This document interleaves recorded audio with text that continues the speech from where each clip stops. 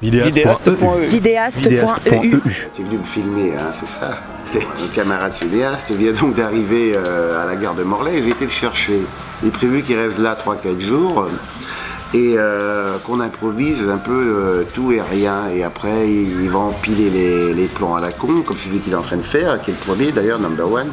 Et il en fera ce qu'il veut. Il fait un reportage sur moi. Il me suit en fait pour un documentaire pour 3 jours. J'ai un collègue qui me suit là depuis 3 jours.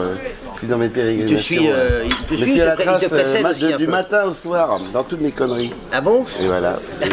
C'est des documentaires. C'est quoi le sujet du... Bah animalier, parce que je suis un animal. Ah d'accord. Et au lieu de faire dans la savane, je suis en Bretagne. Ah, bah, courage pour votre tournage. Bon, à plus. Salut. Ouais, salut.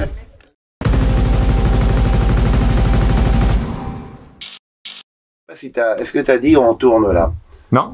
Et là tu tournes? Oui. Donc voilà, c'est ça que je te propose de faire.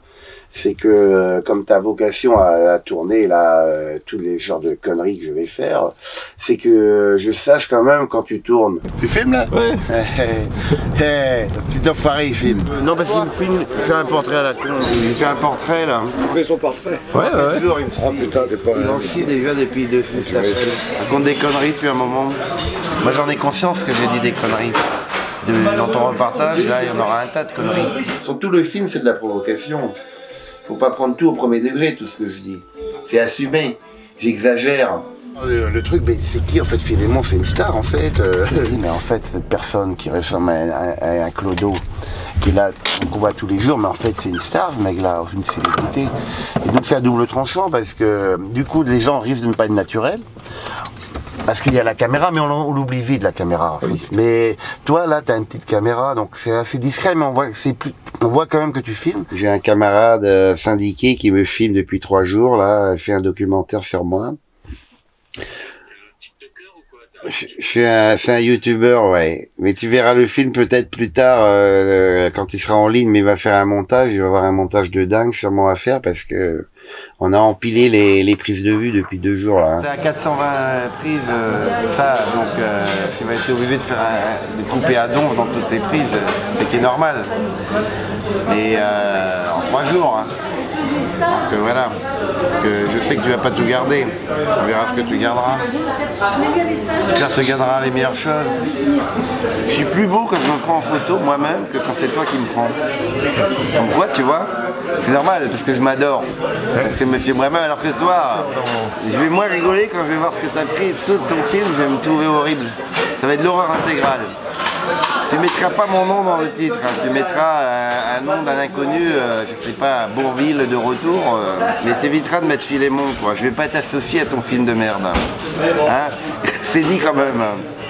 Et à un moment, il faudra se déterminer sur un titre. On décidera quand même à ce moment-là sur un titre. C'est bien, on mettra rien, quoi. Monsieur Rien. Pas mal ça, Monsieur Rien. On verra bien, quoi. La mer, mes yeux, le ciel. C'est une suggestion de titres. Une saison au paradis, Les Amours Bleus, les deux ensemble, ou l'un des deux.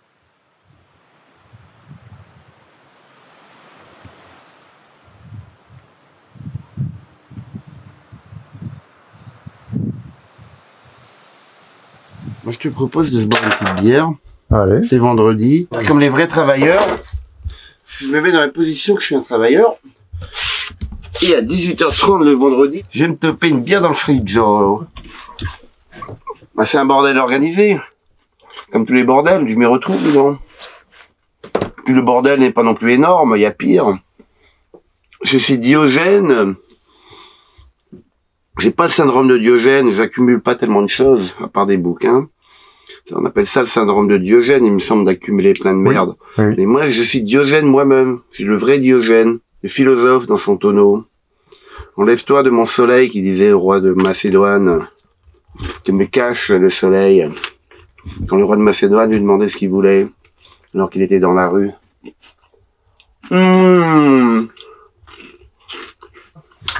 C'est ça qui est typique avec cet endroit. C'est que c'est un peu la zone à l'intérieur, tu sors, c'est le paradis. T'es comme si t'es, je sais pas moi, aux Antilles ou à Tahiti, quoi, dehors.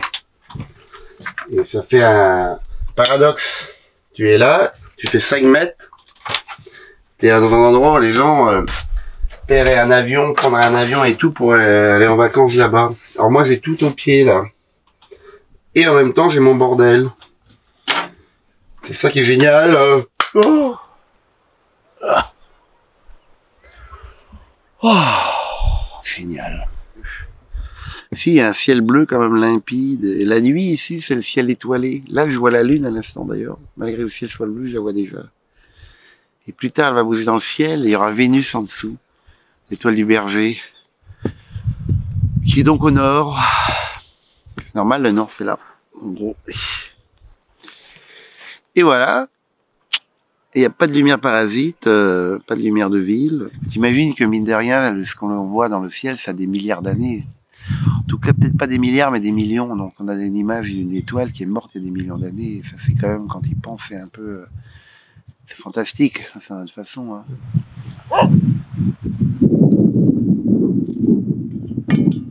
On pose. Voilà. Non, je retourne. Non, moi je suis pas un fan de Christian Bobin, je trouve que c'est un poète un peu catholique, tout ça. Moraliste. C'est pas moi qui l'ai envoyé là, quoi. Et donc il est dans la glace. J'ai la flemme de l'enlever, parce qu'il est caché derrière un tas, là. Et je vois ça devant moi et ça me perturbe, quoi. Je n'aime pas les hommes joyeux. Je déteste les hommes joyeux. Et je n'aime pas Christian Bobin. Oui, c'est parce que j'avais rangé tout son bordel sur le petit, tu sais, il y a une monticule pour représenter, pour le fâcher. Et donc, c'était de la provoque.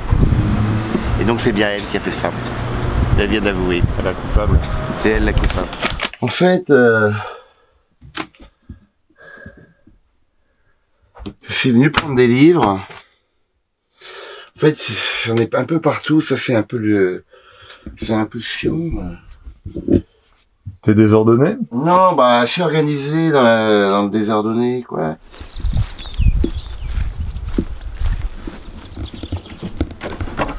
J'improvise tout le temps. Je rebondis comme une balle rebondissante. Je suis Monsieur Moi qui rebondit tout le temps. Boum, boum, boum, boum, boum. J'ai été jongleur avec des balles rebondissantes, mais les balles rebondissantes n'étaient pas toujours juste comme ça, à rebondir là, elles rebondissaient dans tous les sens. Et quand elles rebondissaient, je revolais derrière. Tic-tac, tic-tac, tic-tac, tic-tac, tic-tac, tic-tac. Le carré du jongleur. La boîte comme ça, hein. Les balles de jonglage. Ça se dédie plutôt. Dans le carré, toujours dans le carré. Improvisation tout le temps, même la chute. Je te sers de la chute. Ça va en haut, ça va de travers, mais c'est toujours dans le cadre quand même. Improvisation au centre du cadre. Je reporte mon truc de jongleur sur l'écriture. C'est de la totale impro tout le temps. Mais encore toujours dans mon carré à moi. J'ai mon carré et j'improvise dedans à loisir. Ça peut tout, je te dis 5000 textes. Dès que je me réveille, j'écris. Donc je me réveille à 7 h, direct, j'écris des textes. Et jusqu'à mon coucher, potentiellement, en gros jusqu'à 3 h du matin. Donc ça fait quand même une longue journée. C'est pour ça que j'empile des milliers de textes. J'aime bien aller dans les bistrots, c'est un peu comme mon salon, quoi. Je suis dans mon monde, j'ai mon ordinateur, c'est un bureau, mais je suis au contact de ce qu'il y a autour de moi. Alors ça m'inspire ou pas, puis ça me permet d'avoir des discussions annexes avec... Je suis en train d'écrire un texte qui se passe aux États-Unis ou je ne sais où, ou pour le boulot, le travail, ma maison d'édition, et hop, je discute avec un gars au bar pendant 5-10 minutes, complètement d'autres choses sur ce qui se passe ici. Et ça me fait un échappatoire, plutôt que de rester chez moi H24. Parce que j'écris parce que je m'emmerde en fait. C'est la réalité, c'est pour combler le temps. Certains font du jardinage, certains font des footings parce qu'ils s'emmerdent. Des fois, certains font l'amour à leur femme parce qu'ils s'emmerdent aussi, il faut dire ce qu'il est. Je m'ennuie tout le temps, mais je suis heureux de m'ennuyer. Donc, j'écris effectivement parce que je m'ennuie, mais c'est du plaisir. C'est pour ça que j'écris tout le temps, car je m'ennuie tout le temps. Et comme j'adore m'ennuyer, c'est un plaisir, je suis un homme heureux, quoi, en fait. C'est pour ça que j'écris sans contrainte, avec plaisir, et j'offre ça à qui veut. Ben, je suis un philosophe naturel, je suis un peu Diogène dans son tonneau, si tu veux, quoi. Mais de rien, j'ai été en fac de philo, faut pas croire. J'ai fait que 2 heures, hein. sorti que 2 heures, mais j'ai quand même été en fac de philo. J'ai une pensée philosophique aussi de façon générale, poétique et philosophique. C'est-à-dire que j'écris de la poésie philosophique ou l'inverse, de la philosophie poétique. Je suis aujourd'hui poète et éditeur, parce que l'éditeur me prend beaucoup de temps. Mais tout ça, c'est la notion de plaisir. Pour moi, dans tout, dans la vie, il faut avoir du plaisir. Pourquoi j'ai nom de la maison d'édition Raz, R-A-Z. C'est R-A-Z, comme la pointe du Raz, qui est un courant marin, ouais, au large, c'est pour ça que ça s'appelle la pointe du Raz. Mais aussi comme un rat, R-A-T, et également comme rat, rien à virer. Rien à cirer, rien à zirer. Oui, alors j'ai pas trouvé un nom alambiqué, couverture menuiserie, école Notre-Dame, médiathèque, salle polyvalente, parce que j'ai un panneau en face qui me dit ça. R-A-Z, 3 lettres. Tic, tic, tic. Tic, tic, tic, 3 lettres. 1, 2, 3. 4, 5, 6, 7, 8, 9, 3 lettres, 3 lettres. 1, 2, 3, 3 lettres. 3 lettres, 3 lettres. Merde, 3 lettres. Merde.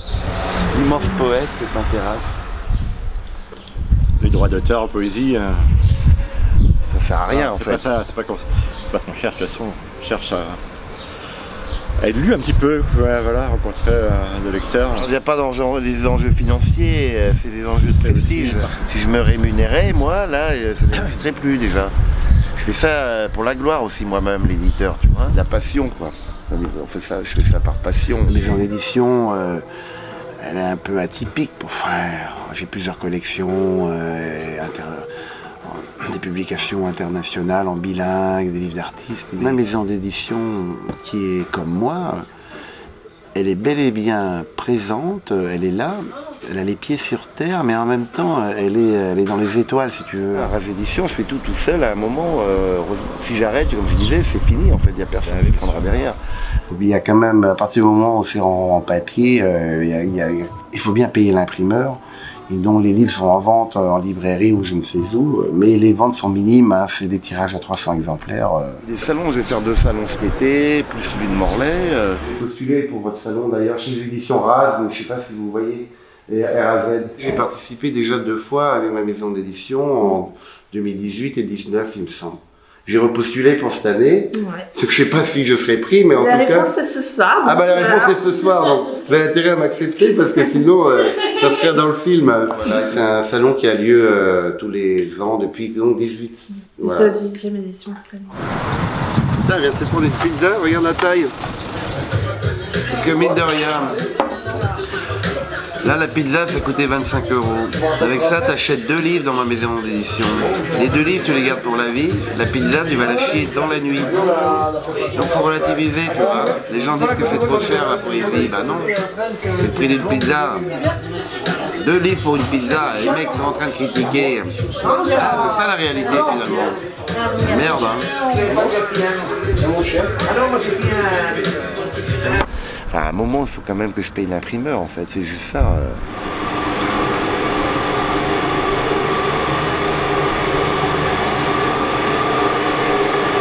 C'est mon imprimeur de Raz Édition depuis 8 ans maintenant. Et donc, Stéphane, c'est la personne qui fait le travail de mise en page sur tous les livres. Le livre est assemblé directement, page par page. Dans l'ordre. Dans l'ordre, avec un décalé entre chaque livre. On va imprimer 4 couleurs à la fois. Voilà. Il y a 4 groupes d'impression avec le noir, le bleu, le rouge et le jaune. Ça permet de pelliculer la couverture des livres.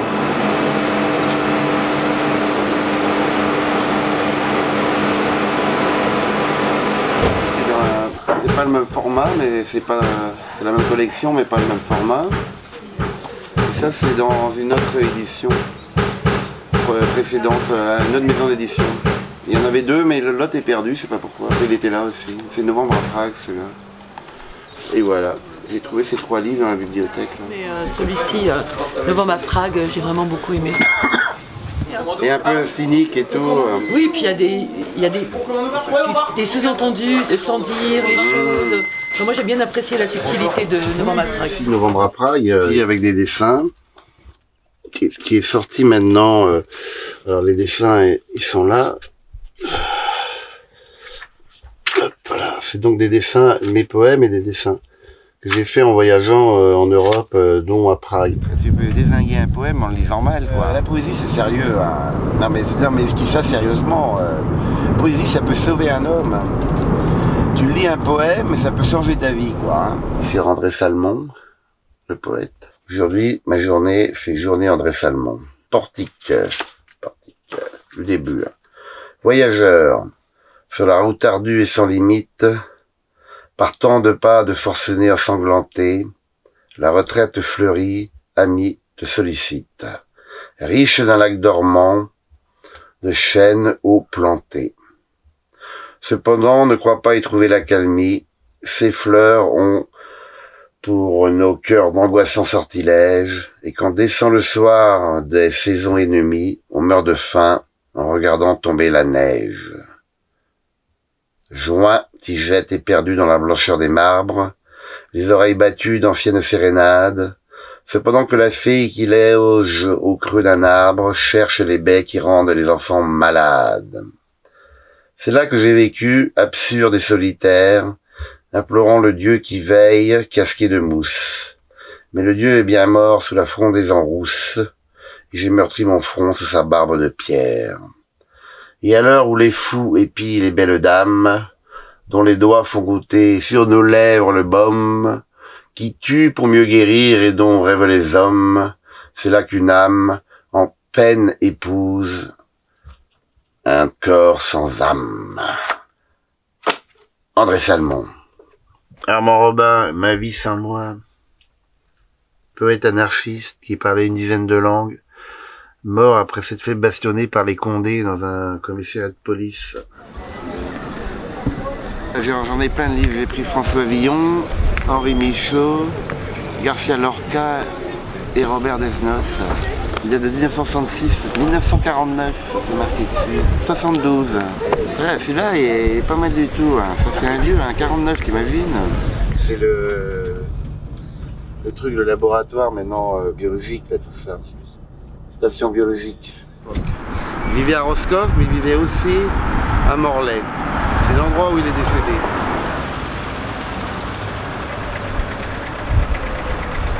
Il habitait au premier étage, au-dessus du balcon. Mais depuis le balcon que l'on voit là, il bénissait les femmes habillées en cardinal qui sortaient de la manufacture du travail. Elles allaient en ville. Il était excentrique. Il y avait environ 2000 employés à la manufacture, il me semble. Donc tous les jours, elles sortaient. Une partie est passée devant son appartement. Enfin, un des poètes maudits dit maudit à l'égal de Verlaine. J'aime bien, il a une poésie très spéciale, très saccadée, avec beaucoup de ponctuation. Et elle n'est pas facile à lire. Elle n'est pas fluide, c'est très saccadé. Mais elle est unique en fait. C'est ça qui en fait sa saveur, c'est qu'elle est vraiment spéciale. Cher Tristan, j'essaye toujours de me voir au-delà. Hier est déjà demain et je survole la souricière où tu es tombé. Ton choix. Tristan, tes regrets ne m'atteignent pas. Où est ta belle mélancolie? La démarche bleutée de Philippe Soupeau. Si tu le peux, lève encore les yeux et regarde les secondes présentes. Marche dessus. Elles sont là, elles t'attendent, ce beau vol silencieux. Amitié, Philémon.